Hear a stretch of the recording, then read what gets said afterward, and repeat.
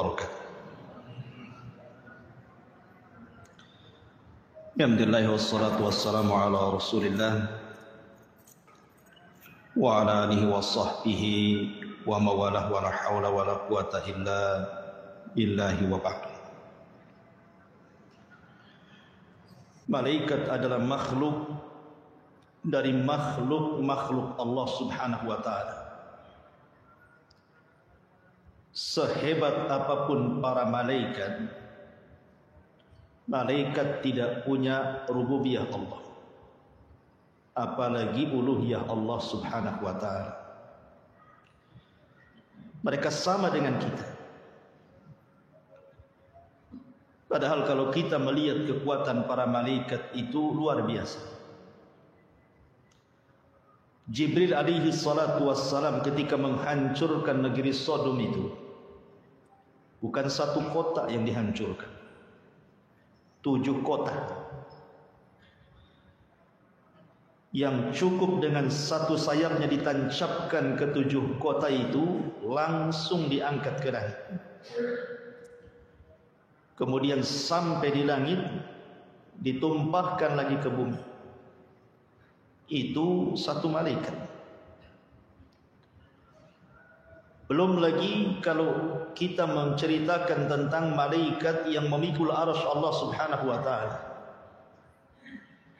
Ketika Nabi SAW diizinkan untuk mensifatkan malaikat yang memikul arsy itu, kakinya berada di dasar bumi, kemudian badannya menjulang ke langit sampai 7 lapis langit, dan kemudian bahunya sampai memikul arsy Allah Subhanahu wa taala. Itu satu malaikat pemikul arsy sebesar itu. Tetapi walaupun demikian, kita katakan bahwa malaikat tetaplah malaikat. Dia adalah makhluk Allah Subhanahu wa taala. Tidak boleh orang menyembah para malaikat seperti yang dilakukan orang-orang musyrik jahiliyah. Mereka menganggap bahwa Tuhan-Tuhan yang mereka sembah seperti Lata, Uzza, Manat dan yang semacamnya, mereka mengatakan itu banatullah, anak-anak putrinya Allah. Maha suci Allah dari apa yang mereka katakan. Ma'asyiral muslimin yang dimuliakan Allah Subhanahu wa taala. Adapun jumlah para malaikat, maka sering saya katakan berdasarkan firman Allah Subhanahu wa taala, "Wa ma ya'lamu junuda rabbika illa hu, wa ma huwa illa dzikra lil bashar." Tidak ada yang tahu jumlah berapa para malaikat kecuali Allah Subhanahu wa taala. Ketika Nabi SAW menyebutkan malaikat yang menggeret Jahannam saja, di mana Rasul mengatakan Jahannam itu memiliki 70 tali kekang. Setiap satu kali tali kekang itu yang menggeret berapa malaikat? 70.000. 70.000 kali 70.000. Itu baru yang menggeret Jahannam, khazanatun nar namanya. Malaikat-malaikat penjaga neraka. Sebanyak itu. Makanya Nabi SAW ketika mengatakan attatis sama, langit karena saking beratnya yang di atasnya itu sampai attatis sama, sampai mengeluarkan suara langit itu saking beratnya para malaikat yang ada di atasnya. Wa huqqala an ta'id, dan sudah berhak langit itu mengeluarkan suara seperti itu. Kenapa? Karena Nabi SAW mengatakan setiap 4 jari di langit itu ada malaikat yang berdiri sampai kiamat, ruku sampai kiamat, sujud sampai kiamat. Apabila ditiupkan sangkakala, baru mereka kemudian menengadahkan wajah-wajah mereka kepada Allah dan mengatakan, "Ya Rabb, ma na'buduka haqqa ibadati, ma na'buduka haqqa ibadatika." Ya Rabb, kami minta maaf, kami belum mampu betul-betul menyembah. Padahal sudah sujud dari awal penciptaan sampai kiamat. Ngomong gitu dia. Kami belum mampu betul-betul menyembah diri. Apalagi kita. Harusnya kata-kata itu kita yang ngomong. Belum lagi Nabi SAW pernah melihat Baitul Ma'mur. Satu hari di Baitul Ma'mur, malaikat yang masuk tawaf itu sebanyak 70.000. Kemudian tawaf beribadah, keluar tanpa kembali. Besoknya malaikat datang dengan jumlah yang sama, tapi malaikat yang lain. Dan seperti itu setiap hari pergantian malaikat sebanyak 70.000 para malaikat yang tawaf di Baitul Ma'mur. Dan malaikat tidak ada yang berdosa. Kalau antum lihat ke langit, dari langit pertama, kedua, ketiga, keempat, kelima, keenam, ketujuh sampai ke Arasy, itu dipenuhi dengan para malaikat. Dan tidak ada maksiat di langit itu. Maksiat di langit itu cuma satu kali, ketika iblis tak mau sujud kepada Adam, itu saja. Selepas itu tidak ada maksiat di langit. Karena para malaikat itu wa yaf'aluna ma yu'marun, mereka melakukan apapun yang diperintahkan Allah Subhanahu wa taala. Dan mereka lah para tentara Allah. Dari sini menunjukkan keagungan Allah. Sementara jumlah malaikat itu tidak seberapa dibandingkan jumlah para malaikat. Makanya ada istilah, sekalipun manusia dan jin ini kufur kepada Allah Subhanahu wa taala, tidak akan mengurangi kekuasaannya. Sekalipun jin dan manusia beriman, tidak pun menambah kekuasaan Allah. Karena Allah penuh dengan tentaranya para malaikat yang tidak pernah bermaksiat kepadanya. Ma'asyiral muslimin yang dimuliakan Allah Azza wa Jalla, Al-Quran ada menyebutkan beberapa nama dan juga hadis Nabi SAW seperti Jibril, Mikail, Israfil, Malakul Maut, kemudian Ridwan, Zabaniyah, Amalatul Arash, malaikat hafadha yang menjaga kita, malaikat kiram al-katibin yang mencatat kita, dan begitu seterusnya. Adapun kalau kita bicara tentang sifat-sifat para malaikat secara singkat, malaikat adalah makhluk yang tidak makan. Mereka tidak minum, tidak kencing, tidak buang hajat, dan mereka tidak mengeluarkan kotoran dari badannya. Jumlah mereka tadi saya katakan tidak terbilang, yang tahu hanya Allah Subhanahu wa taala, dan mereka bisa tasyakkul, beralih rupa. Di antara mereka ada yang ditugaskan oleh Allah untuk memikul arsy. Di antara mereka ada yang ditugaskan oleh Allah Subhanahu wa taala sebagai penjaga jahannam, dan jumlahnya 19 berdasarkan nas Al-Qur'an, 19 malaikat. Dan mereka memiliki kekuatan yang luar biasa, walaupun 19 tapi kekuatannya melebihi malaikat-malaikat yang banyak. Di antara mereka adalah para penjaga surga. Di antara mereka sahibul wahyi yang khusus menurunkan wahyu seperti Jibril. Kemudian di sana ada Raqib dan Atid yang mencatat kiri kanan kita. Kemudian di sana ada malaikat hafadhah. Hafadhah ini malaikat yang menjaga kita. Apakah kita mukmin atau kafir, tetap dijaga oleh Allah Subhanahu wa taala dengan dikirimnya para malaikat. Dan ini bentuk rahmat Allah itu luas. Yang sering saya contohkan, kalau antum tidur di teras, tidak ada satu semut pun yang masuk ke telinga antum, padahal antum sudah nyemprot semut dengan baygon. Harusnya teman-temannya dendam kan gitu. Kalau mereka mau, dia bawa gengnya tuh orang itu yang sudah nyemprot saya, termasuk aja ke telinga rame-rame. Tak ada juga ya. Kenapa? Karena Allah menjaga kita dengan hafazah, dengan para malaikat yang menjaga. Di antara mereka ada Malakul Maut. Dan Malakul Maut bukan satu orang tapi rombongan. Karena orang yang mati itu bukan satu orang satu hari.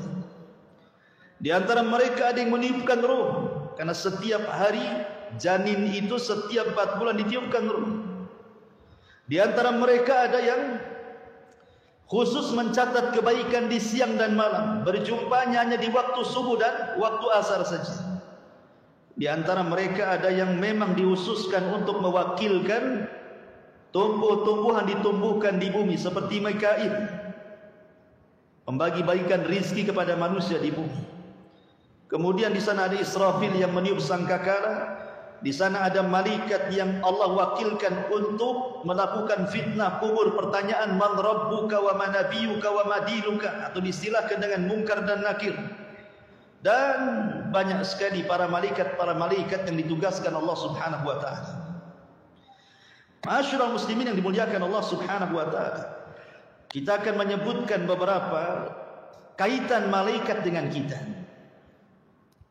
Kapan malaikat itu mendoakan kita?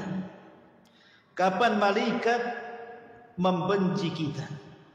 Kapan malaikat melaknat kita? Majlis-majlis seperti apa yang malaikat datang di situ? Inilah yang kita akan bahas. Ma'asyiral muslimin yang dimuliakan Allah Subhanahu wa taala.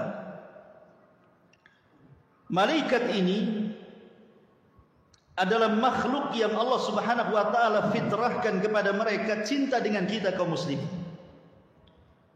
Makanya Allah Subhanahu wa taala kalau cinta dengan kita itu yang pertama dipanggil siapa? Jibril. Kemudian Allah Subhanahu wa taala katakan kepada Jibril, "Ya Jibril, inni uhibbu fulanan fa ahibbahu." Jibril, aku suka dengan si fulan, kata Allah. Maka engkau harus suka juga dengan si fulan. Maka Jibril memanggil seluruh malaikat yang ada di bumi, yang ada di langit, dan yang sedang bertugas dimanapun, dan mengatakan, "Ya malaikat Allah, innallaha ahabba fulanan fa'ahibbuhu." Wahai malaikat-malaikat Allah, dimanapun kalian berada, Allah sudah suka dengan si fulan, maka kalian semua harus suka dengan si fulan. Maka ketika itu Allah Subhanahu wa taala menanamkan kecintaan kepada si fulan tersebut, kecintaan penduduk langit dan kecintaan penduduk bumi. Dengan sebab itu Allah tanamkan dua kecintaan. Kecintaan penduduk langit maksudnya para malaikat, kecintaan penduduk bumi maksudnya manusia dan jin. Lalu apa faedahnya antum dicintai malaikat itu? Dan apa faedahnya antum dicintai manusia? Adapun faedahnya antum dicintai malaikat, itu malaikat yang mencatat amal kita, yang mengantarkan kebaikan kita kepada Allah, yang mencabut nyawa kita. Kalau malaikat sudah suka dengan kita, tidak mungkin dia mengantarkan yang buruk-buruk, tidak mungkin pula mencabut kita dalam posisi su'ul khotimah. Tetapi kalau faedahnya manusia cinta dengan kita, itu sebagai rekomendasi bagi kita saat kematian kita, bahwa kita mati di atas kebaikan. Sebagaimana di zaman Rasul, ada orang bawa jenazah, semua memuji jenazah itu. Kemudian datang lagi jenazah, semua mencela jenazah itu. Kemudian Rasul mengatakan wajabat. Kemudian sahabat mengatakan, apa makna wajabat wahai Rasul? Maka Rasul mengatakan, jenazah yang pertama yang dipuji manusia, wajabat lahul jannah, maka dia pasti masuk surga. Tapi jenazah yang kedua yang dicaci maki, dicela manusia, wajabat lahun nar, maka dia wajib masuk neraka, kata. Jadi tazkiyah manusia terkadang penting. Makanya kalau jenazah disolatkan 40 orang yang tidak menyekutukan Allah, semua bertauhid, kecuali akan mendapatkan syafaat jenazah. Ma'asyiral muslimin yang dimuliakan Allah Subhanahu wa taala, kecintaan malaikat kepada orang-orang yang beriman itu sampai membantu dalam peperangan, perang Badar.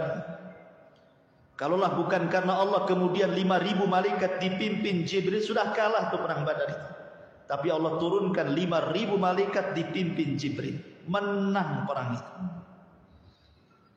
Kemudian juga saking senangnya malaikat kepada orang-orang yang beriman, mereka bersalawat.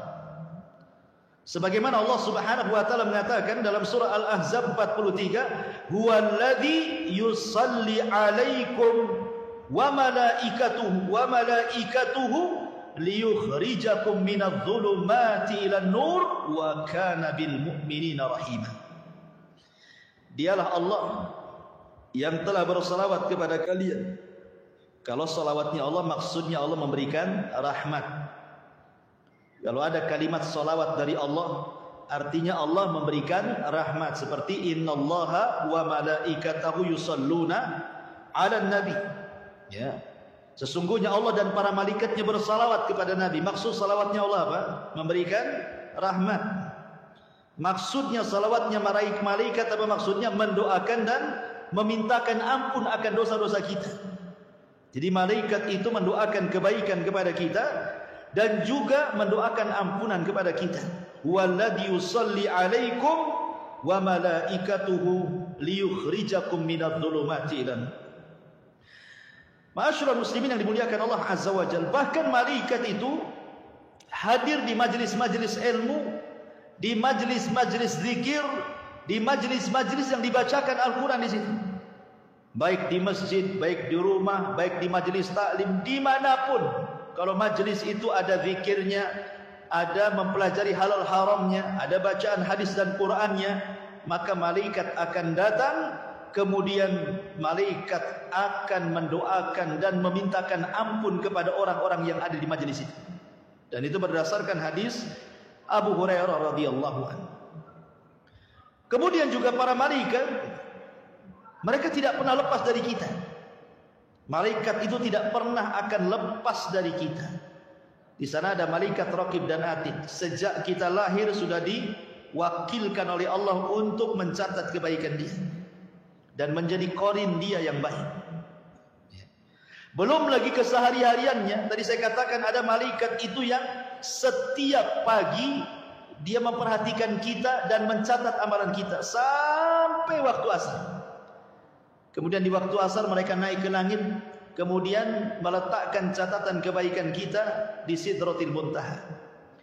Kemudian ganti dengan malaikat yang di malam hari memperhatikan kita terus, kemudian mencatat kebaikan kita di malam hari. Apakah kita tahajud, apakah kita witir, apakah kita zikir, apakah kita baca Quran, apakah kita tafakkur, dicatat semuanya sampai waktu subuh.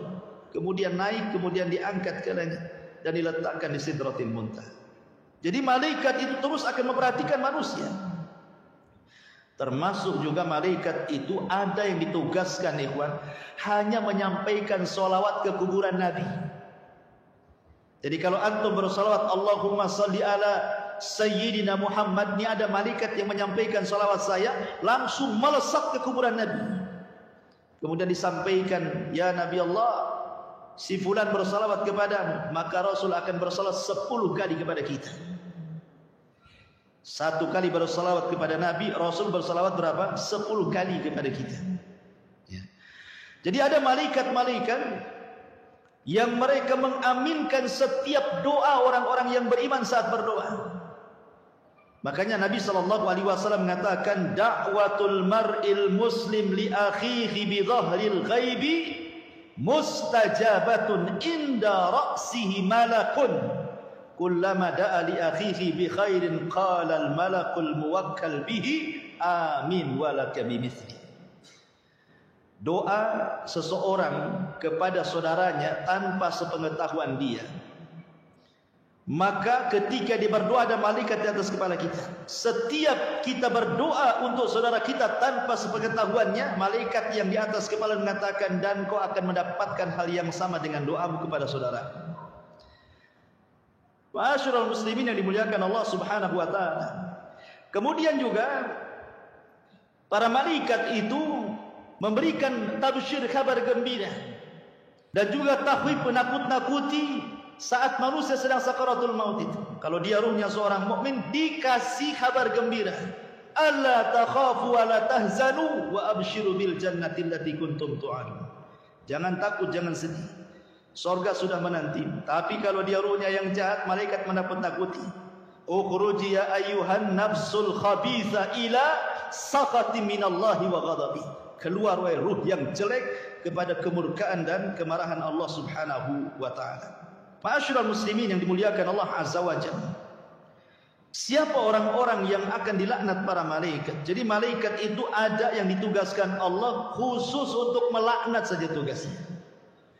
Siapa orang-orang yang akan dikutuk dilaknat para malaikat itu? Pertama, orang yang menyembunyikan ilmu, tahu kebenaran tapi disembunyikannya, tidak mau disampaikan.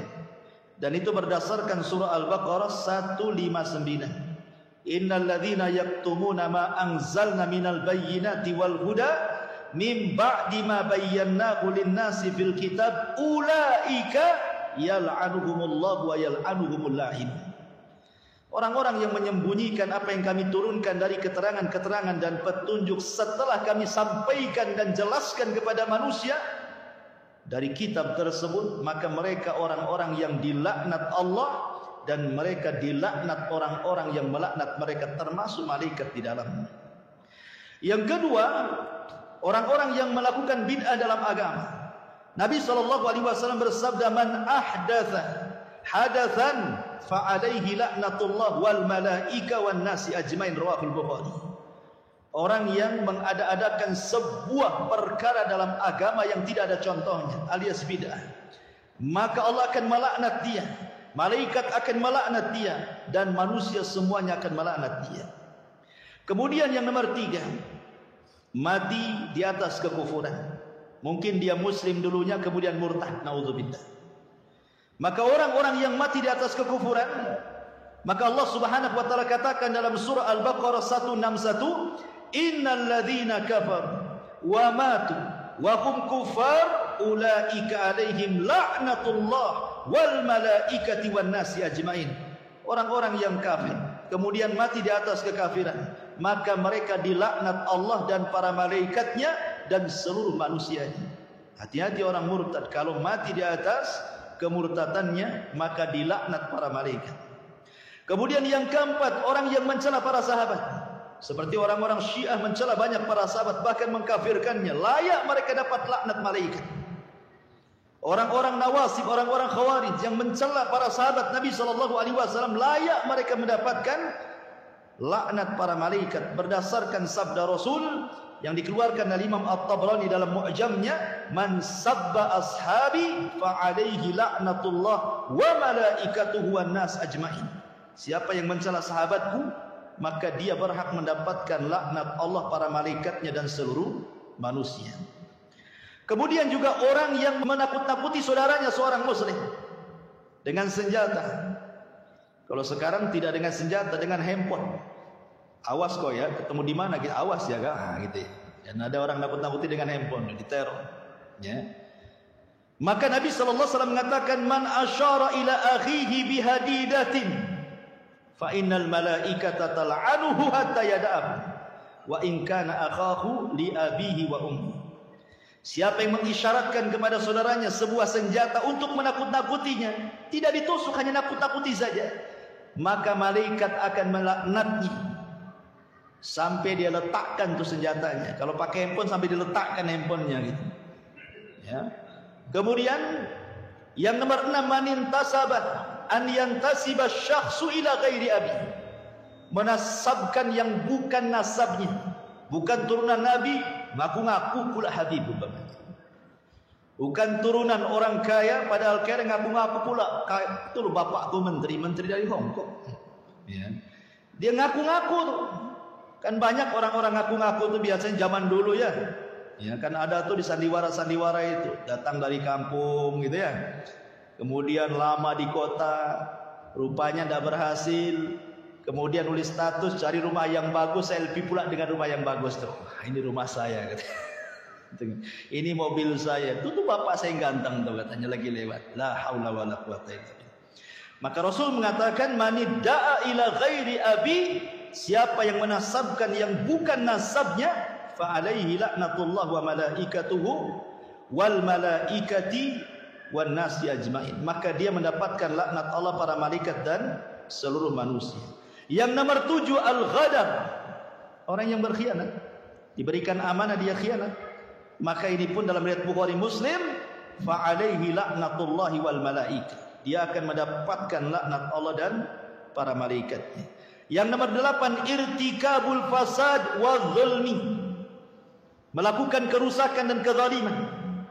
Zalim itu macam-macam, mengambil hak orang lain, ya, menggibah, mencaci, memaki dan begitu seterusnya zalim. Atau merusak bumi, menebang hutan yang merupakan penghijauan, akhirnya ditebang, akhirnya banyak bencana dan begitu seterusnya. Maka orang-orang yang seperti ini, maka Nabi SAW mengatakan fa'alaihi la'natullahi wal malaikati wan nasi ajmain, muttafaqun alaih. Yang mendapatkan laknat Allah, malaikatnya dan seluruh manusia. Yang nomor 9, mualatu ghairi sayyid alladhi manna 'alal muslim bil hurriyati wal 'idki. Mungkin seorang budak loyalitasnya tidak diberikan kepada tuannya tetapi kepada orang lain, ini pun dilaknat. Termasuk juga yang nomor 10, seorang wanita yang menolak ajakan suaminya untuk berhubungan, maka wanita ini akan dilaknat sampai dia subuh kalau dia tidak bertobat kepada Allah Subhanahu wa taala. Termasuk juga orang yang berhukum dengan hukum selain Allah Subhanahu wa taala. Berdasarkan riwayat Imam Ahmad, mereka pun orang-orang yang dilaknat Allah Subhanahu wa taala dan para malaikatnya. Inilah orang-orang yang dilaknat. Sekarang orang-orang yang didoakan para malaikat, orang-orang yang didoakan kebaikan, malaikat beristighfar kepadanya, siapa mereka? Yang pertama, mereka adalah orang-orang yang tidur dalam posisi tahir, suci. Jadi sebelum tidur antum berwudu, ya, tidak masalah. Ustaz, saya sudah berhubungan dengan istri, berwudu saja. Karena Nabi SAW pernah berwudu, kemudian menggauli istrinya, berwudu lagi, menggauli istrinya, dan begitu seterusnya. Nah, padahal wudu itu kan menghilangkan hadas kecil. Kalau dia melakukan hadas besar kan secara otomatis batal kan. Wudu untuk tidur berbeda hukumnya. Itu sunnah, wudu saja. Ya, supaya untuk menyemangati kita juga dan tidak didekati syaitan saat kita tidur. Apalagi dia memang tidak melakukan hubungan, kemudian dia berwudu betul-betul ingin membersihkan dari hadas besar dan hadas kecil, maka disebutkan dalam sahih targhib dan tarhib, man bata tahiran bata fi syiarihi malakun. Siapa yang tidur dalam posisi suci, tidak ada hadas besar dan kecil, maka para malaikat akan berada di samping kiri kanannya. Setiap dia guling ke kanan, malaikat sebelah kanan mengatakan Allahumma gfir lahu, Allahumma arhamhu. Ya Allah, ampuni dosa orang ini. Ya Allah, rahmati orang ini. Berguling lagi ke kiri, sebelah kirinya mengatakan yang sama. Ya Allah, ampuni orang ini, rahmati orang ini, sampai dia bangun. Ya. Bangun saja jadi ibadah, kawan. Tidur saja jadi ibadah. Tidur di atas ilmu itu jadi ibadah. Tapi tidur tanpa ilmu jadi dosa. Ya kan? Tidur di atas ilmu, tahu nih, kalau saat tidur antum didoakan malaikat kiri dan kanan, ketika itu tidur antum jadi ibadah. Dan mimpi-mimpinya pun pasti enak gitu. Tapi kalau seandainya tidur antum tidak demikian, bisa saja mimpinya aneh-aneh. Ya. Ini yang pertama. Yang kedua, muntadirus sholat, orang-orang yang menunggu sholat. Nah, seperti kita ini sedang menunggu sholat. Dari maghrib tadi sholat, sambil nunggu sholat ada pengajian nunggu sholat isya, kan itu. Maka Nabi SAW mengatakan, inna ahadakum ma qa'ada yantadirus sholata fi sholatin malam yuhdis tad'ulahul malaikat.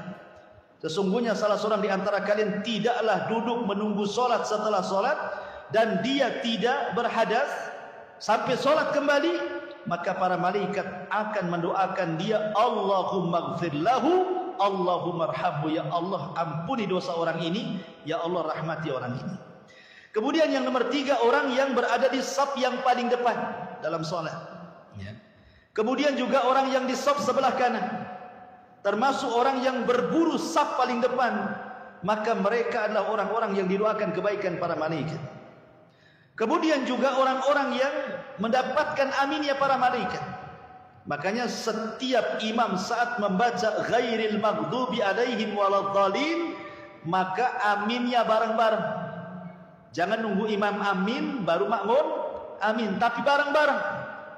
Ketika ghairil maghdubi alaihim waladhdallin, maka imam mengatakan amin, semua makmum ikut amin. Kata Nabi SAW, Barang siapa yang takmin dia, amin dia, cocok dengan aminnya malaikat dalam satu waktu, Allah ampuni dosa-dosanya. Malaikat akan mendoakan ampunan kepadanya. Termasuk juga orang yang banyak bersalawat kepada Nabi SAW. Termasuk tadi saya katakan doa kepada orang yang antum tidak tahu bahwa antum sedang doakan dia. Termasuk juga orang yang infak di jalan Allah. Setiap pagi malaikat turun kemudian mengatakan Allahumma ati munfiqan khalafa wa yaqulul akhar Allahumma ati mumsikan talafa. Ya Allah, kasih tambah rizki tu si anu tu yang sudah berinfak. Ya Allah, tahan rizki si anu tu bakhil tu. Malaikat akan ngomong begitu setiap pagi. Coba bayangkan setiap pagi. Makanya saya lihat kemarin ada celengan di sini. Bagus tuh. Antum bawa ke rumah satu-satu. Setiap pagi antum masukkan 1.000 uang koin. Jangan dibagi 2. Ya, kalau bagi 2 nggak laku tuh. 1.000 malaikat. Tiap hari antum didoakan malaikat pada 1.000 perak tuh. Ya kan? Tok. Ya pertanyaannya kapan jadi masjidnya itu? Kalau 1.000. Nggak apa-apa lah. Yang penting antum didoakan para malaikat. Ya. Kemudian juga diantaranya adalah man ada maridan, orang yang mengunjungi orang sakit. Subhanallah, orang yang mengunjungi orang sakit ini luar biasa. Kata Nabi SAW, man ada maridan, barang siapa yang dia mengunjungi orang sakit, syayya'ahu sab'una alfa malakin. Di belakang antum itu diikuti 70.000 malaikat. Ya. Ustaz, susah cari orang sakit. Kata siapa? Di rumah sakit banyak orang sakit. Tiap hari aja antum rumah sakit bawa apa gitu. Nggak kenal Ustaz, sudahlah kasih aja kan itu. Yang penting 70.000 mendoakan antum dari belakang. Ya. Jadi kalau ada orang sakit ikhwan kita itu senang harusnya. Ayo kita kapan ke sana? Supaya diikuti 70.000 malaikat, semuanya memintakan ampun kepada antum. Luar biasa ikhwan. Ya. Semuanya memintakan ampun yang 7.000 malaikat itu. Ya Allah ampuni orang ini, ya Allah ampuni orang ini. Sampai dia kembali setelah mengunjungi orang sakit. Plus setiap hari, luar biasa. Ya. Plus setiap hari bengkrap loh Ustaz, terus bawa jeruk, bawa ini, bawa itu kan itu. Jangan pikir itu, Allah ganti nanti. Kenapa? Karena kalau orang banyak mengunjungi orang sakit, al jaza min jinsil amal. Kalau antum sakit nanti banyak yang mengunjungi antum. Memang begitu balasannya. Karena orang sakit itu bukan sakit karena penyakitnya, sakit karena nggak dikunjungi biasanya. Ya. Taib. Kemudian juga inda tasahur, ketika seseorang sahur. Ya, orang sahur itu pembeda antara puasa kita dengan puasa ahli kita. Makanya Allah dan para malaikatnya dan seluruh penduduk langit dan bumi sampai kepada semut yang ada di lubang, sampai kepada ikan yang ada di lautan, itu semua mereka mendoakan orang-orang yang sahur, orang-orang yang mengajarkan kebaikan, orang-orang yang belajar talabul ilmi, semua dapat kan untung. Ya. Ma'asyiral muslimin yang dimuliakan Allah Subhanahu wa taala, termasuk juga antum yang bermajlis taklim seperti ini. Kenapa orang yang bermajlis taklim itu, kata Nabi, kalau antum berdiri kemudian selesai pengajian, kata Rasul, qumu maghfuran lakum, dosa kalian sudah diampuni. Kenapa? Karena malaikat berjajar-jajar di atas kepala kita sampai ke langit saja.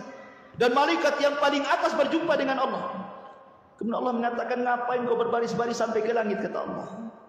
Maka para malaikat di atas menghabarkan, hambamu ya Rabb, mereka sedang berhalaqah menyebut-nyebut namamu. Ya. Kemudian Allah mengatakan kepada mereka, apa yang dikehendaki hambaku di bawah itu. Mereka mengharap surga. Aku kabulkan permintaan mereka. Makanya tidak ada jalan pintas menuju surga kecuali thalabul ilmi. Man salaka tariqan yaltamisu fihi ilma sahhalallahu bihi tariqan ilal jannah. Siapa yang meniti sebuah jalan dan jalan itu menuju kepada ilmu syar'i, maka itulah jalan yang paling mudah menuju surga. Makanya dulu para ulama itu kalau menghadiri majlis taklim itu luar biasa. Antum tahu Abu Yusuf, muridnya Abu Hanifah. Dihabarkan padanya anaknya meninggal. Dia bayar orang karena dia kaya, dia bayar orang, tolong urus jenazah anak saya. Kemudian dikatakan, kenapa kau tidak urus, itu kan anakmu? Oh, tidak bisa. Kalau saya mengurus jenazah anakku, nanti aku luput pelajaran Abu Hanifah. Sampai dia mewakilkan orang untuk menguburkan jenazah anaknya, takut luput pelajaran Abu Hanifah.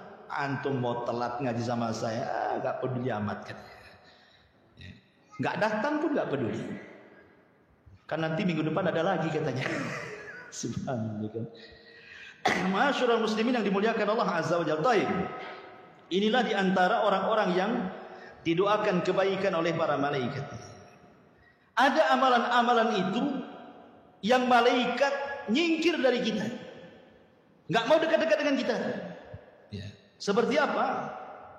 Orang-orang yang durhaka kepada orang tua, orang-orang yang memutus silaturahim. Kata Nabi SAW dari hadis Abdullah ibn Ubay radhiyallahu anhuma, anna Nabi sallallahu alaihi wasallam qala innal malaikata la tanzil ala qaumin fihim qati'ur rahim. Malaikat tidak akan turun kepada kaum yang di situ sedang memutus silaturahim, sedang durhaka dengan orang tua. Enggak akan ada malaikat, malaikat menjauh. Ya. Kemudian yang kedua, antum memelihara anjing tanpa ada unsur darurat. Ya, senang-senang saja, nampak lucu kayak kucing gitu kan. Boleh juga nih. Sampai anjing itu harganya bukan 100.000, ada yang juta-juta tuh, 100 juta pun ada. Ya, padahal lihat Nabi SAW mengatakan bahwa malaikat-malaikat tidak akan masuk ke rumah yang di dalamnya ada anjing. Bahkan setiap hari dikurangi pahalanya 1 qirat. Itu tahu 1 qirat sebesar gunung Uhud, itu 1 qirat. Setiap hari dikurangi pahala kita segitu. Kalau antum memelihara anjing tanpa ada hajat dan kebutuhan. Ya. Kemudian juga di rumah antum ada gambar-gambar yang bernyawa, lukisan-lukisan gitu ya. Ada gambar-gambar yang bernyawa, entah gambar orang, gambar binatang, atau gambar apa yang bernyawa sifatnya. Maka Rasul mengatakan la tadkhulul malaikatu baitan fihi kalbun wala suratun. Malaikat tidak akan masuk ke rumah yang ada anjing dan ada gambar yang bernyawa. Kemudian yang keempat, tidak akan masuk kepada rumah yang ada al-jaras. Antum tahu jaras? Jaras seperti lonceng, itu namanya jaras ya. Ataupun wal musik, rumah yang dipenuhi dengan musik. Di zaman Rasul tidak ada musik keluar dari rumah itu, semua Quran. Di zaman sekarang tidak ada satu rumah kecuali Quran musik. Kebalik dengan itu. Maka Nabi SAW mengatakan la tadkhulul malaikatu baitan fihi jarasun. Malaikat tidak akan masuk ke rumah yang ada jarosnya, loncengnya. Dalam riwayat kata para ulama, jaros itu maksudnya mazamilu syaitan, seruling-seruling syaitan, nyanyian, musik-musik. Ya. Karena namanya musik dengan Quran itu berlain arah tuh. Orang kalau cinta musik benci Quran. Kalau orang cinta Quran benci musik. Tidak bisa 50-50. 50-50 lah Ustaz. 50% Quran, 50% musik. Hilang Qurannya. Ya. Itu memang tidak bisa dicampurkan musik dengan Quran itu. Makanya dahulu orang-orang jahiliyah, apabila Nabi membacakan Quran, apa kata mereka? La tasma'u lihadal Quran wa alghaw fihi, katanya. Buat gaduh-gaduh, buat musik-musik, buat nyanyi-nyanyi, biar suara Muhammad enggak kedengaran gitu. Itulah orang jahiliyah seperti itu. Ya. Karena musik itu dari syaitan. Ya. Sementara Al-Quran dari Allah Subhanahu wa Ta'ala. Tidak mungkin syaitan dengan Allah, kalamullah berjumpa kan itu. Kemudian di antaranya malaikat akan pergi adalah wujudur rawaih al-kariha fil bait. Rumah yang bau, ya. Nggak pernah disapu, nggak pernah dipel gitu kan, bau pokoknya. Antum di depan rumahnya parit kotor loh, nggak pernah dibersihkan. Nunggu kerja bakti RT, mikirlah, ya kan? Itu udah ada malaikat tuh. Yang penting soal parit sebelah bau terserah. Yang penting rumah kita parit bagus kan itu ya. Nampak nih sapi teng nih bau-bau, tutup. Karena tidak suka malaikat yang bau-bau. Makanya kenapa Nabi SAW mengusir orang yang mulutnya bau bawang ketika hendak sholat.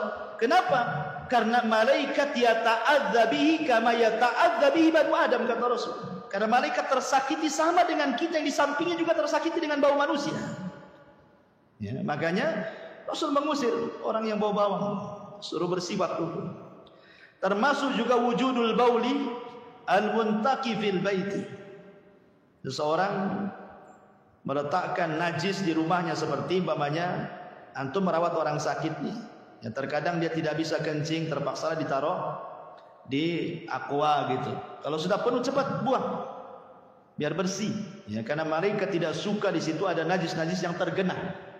Apalagi diletakkan, buat apa juga? Kan kadang-kadang ada orang penakut, tidak mau ke kamar mandi, kencing pula di botol aqua.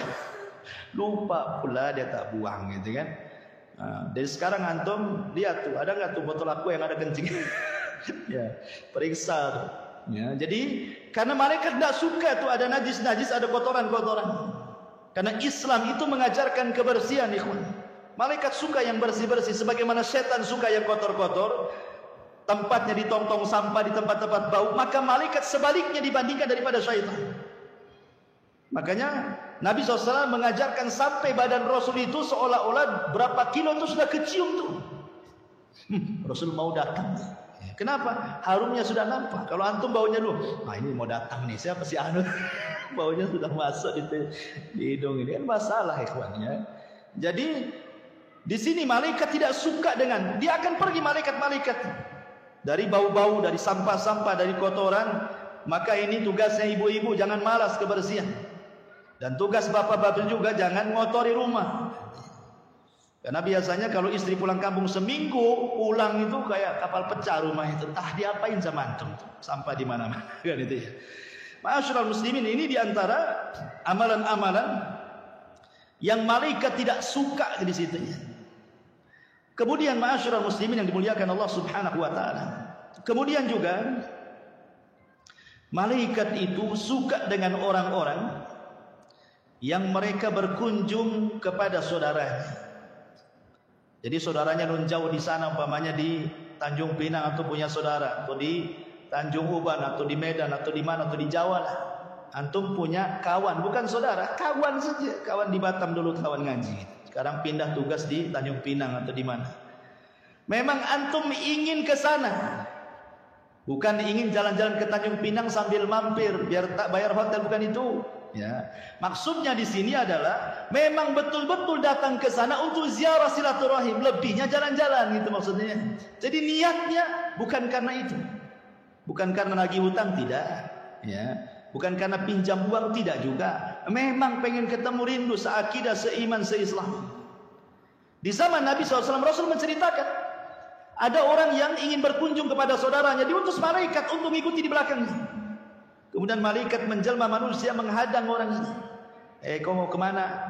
Ya, saya mau berkunjung kepada saudara saya yang nun jauh di sana. Kemudian dia mengatakan, ada enggak tujuan dunia, mau pinjam uang, bayar uang, mau bisnis? Enggak. Saya murni ingin menziarah dia lillah, karena Allah. Saya cinta dia karena Allah Subhanahu wa taala. Maka malaikat ini mengaku, inni Rasulullah, sebenarnya saya malaikat menjelma manusia. Bi annallaha qad ahabbaka kama ahbabtahu fi. Ingat, Allah sudah cinta kepadamu sebagaimana engkau cinta kepada dia. Dan tadi saya katakan, kalau Allah sudah cinta kepada kita, siapa yang dipanggil? Jibril. Jibril, aku cinta dengan si anu, kau cinta juga. Jibril memanggil semua malaikatnya, si anu dicintai Allah, kalian harus cinta kepadanya. Luar biasa. Subhanakallah bihamdika, asyhadu an la ilaha illa anta, astaghfiruka wa atubu ilaik. Wallahu ta'ala a'lam. Assalamualaikum warahmatullahi wabarakatuh.